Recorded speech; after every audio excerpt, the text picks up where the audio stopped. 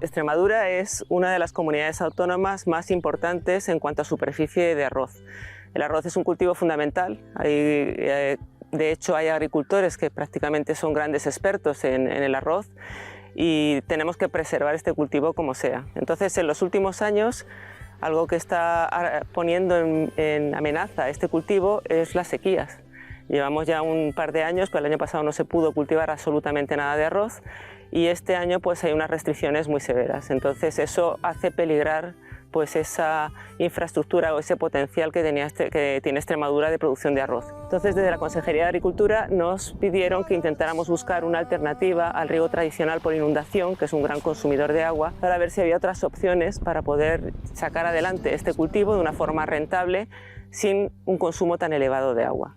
Entonces, frente al riego tradicional por inundación, pues nosotros estamos planteando otras opciones como son el riego por inundación intermitente y sobre todo el riego por goteo.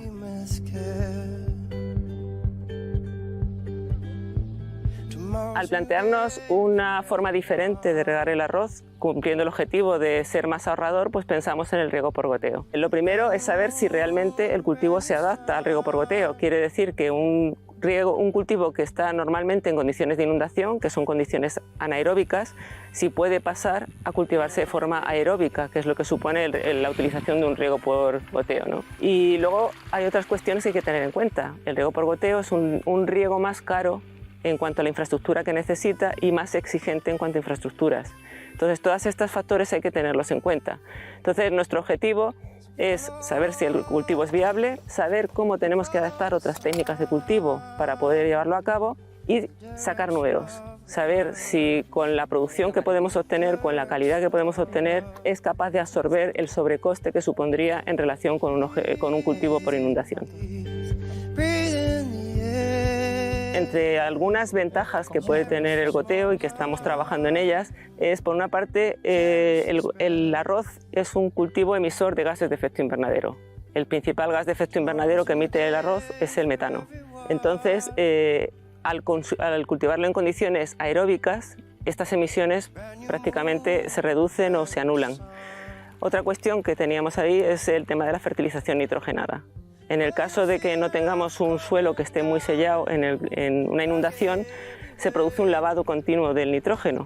En el caso del goteo eso no sucede, además tenemos la opción de introducir la fertirrigación, con lo cual aplicamos exactamente el abono que necesitamos y puede suponer un ahorro considerable en fertilizante. Entonces esos son dos aspectos, el tema de reducción de emisiones de gases de efecto invernadero y el tema de reducir las aplicaciones de nitrógeno, que juegan a favor de esta otra alternativa de riego si realmente demostramos que es viable económicamente.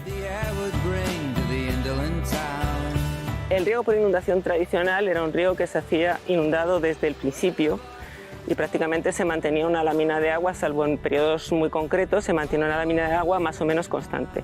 Y el cultivo estaba más o menos adaptado a eso, tanto en tratamientos herbicidas como abonado, como todas las técnicas de cultivo estaban adaptados a eso. Recientemente se ha adoptado la siembra en seco y luego la inundación.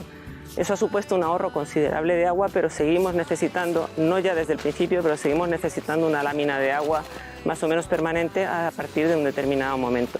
Una alternativa sin tener que hacer un gasto grande en infraestructura es el riego por inundación intermitente. Esto consiste simplemente en que no mantenemos una lámina constante, sino que vamos alternando periodos de lámina de agua con otros en los que no tenemos lámina de agua.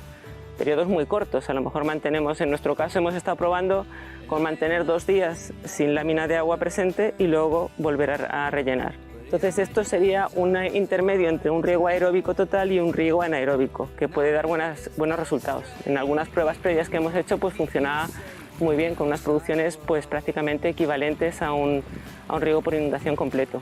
Técnicamente puede tener algunos problemas que ya van a depender de las condiciones de la parcela, porque esa capacidad de jugar con llenar y vaciar no siempre es posible a la velocidad que necesita una parcela grande, una parcela comercial. Aquí tenemos unos sensores enterrados en el suelo, con ellos medimos temperatura, humedad y conductividad eléctrica y nos da una idea de las condiciones del suelo en cantidad de agua para saber si tenemos que regar más o menos. Los datos que recogen estos sensores se descargan con una aplicación móvil, nosotros bajamos todas las mañanas descargamos los datos que después vemos en el ordenador y procesamos. Aquí tenemos otros sensores, estos nos permiten ver las condiciones de microclima que se generan en cada tratamiento para comparar la inundación con el goteo. La inundación, al tener la película de agua, actúa como un amortiguador térmico y en este caso, en el goteo, al no tener esa película de agua, supuestamente la temperatura puede ser superior y tenemos unos sensores de infrarrojo que nos miden la temperatura de cubierta del cultivo. Si la temperatura es superior, la planta sufre estrés y la producción puede ser menor. Estamos comparando si en el riego por goteo el estrés es suficientemente alto como para que la producción sea menor que por el de inundación. Aquí veis, esta es una de las parcelas de inundación y veis que todavía podemos ver entre las plantas bastante bien el agua de la parcela, de la inundación. Vemos también el tono ligeramente amarillento que tienen las plantas a pesar de que se les está aplicando semanalmente una dosis de abono. Y en comparación, pues veis que el goteo, la vegetación está mucho más densa, prácticamente ya nos cuesta trabajo ver el suelo y también tenemos un verde pues mucho más intenso. Y ahora mismo pues las dosis de abono nitrogenado que hemos echado unos y otros pues son prácticamente equivalentes.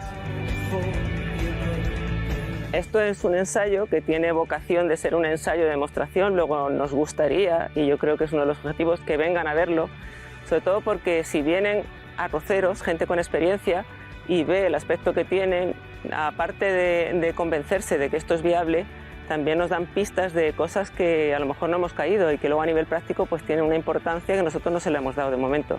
Entonces, pues sí que es visitable y es hasta recomendable que vengan y que lo vean. De todas formas, tenemos previsto el año que viene, si todo va bien, trabajar ya sobre una parcela de agricultor, un productor arrocero con experiencia, para que in situ veamos que realmente es viable y que puede funcionar.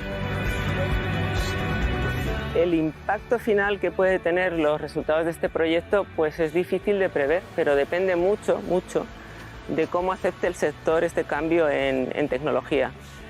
Yo creo que de entrada es difícil cuando alguien sabe hacer muy bien su cultivo, como es el caso, en unas determinadas condiciones, es muy difícil que de pronto decidan cambiarlo cuando además tienen que hacer una inversión. Pero lamentablemente es muy posible que no les quede más remedio que buscar alternativas si quieren mantenerse dentro del mundo del arroz. Y yo creo que esto puede ser una alternativa viable. Me gustaría y creo que es importante contrastar la información que tenemos de un ensayo previo, tener más seguridad, más garantías, ajustar las técnicas de cultivo para dar una receta mucho más completa, pero creo que puede ser una solución.